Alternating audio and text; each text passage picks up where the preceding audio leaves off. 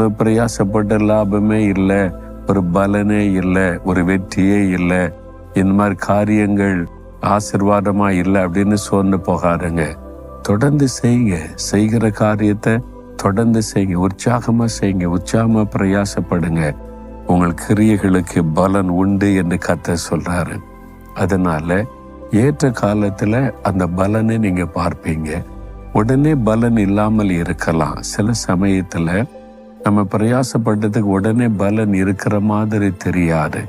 ஆனால் ஏற்ற காலத்துல இந்த பலன் உங்களை வந்து சேரும். உங்கள் கிரியைகளுக்கு பலன் உண்டு. நீங்கள் படுகிற பிரயாசத்துக்கு பலன் உண்டு. ஒரு நாள் அது வீணாய் போயிடாது. நீங்க கஷ்டப்பட்டு உழைக்கிறீங்கல்ல, அதனுடைய பலனை நீங்க பார்ப்பீங்க.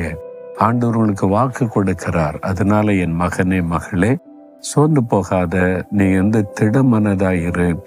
காரியத்தை செய்ய.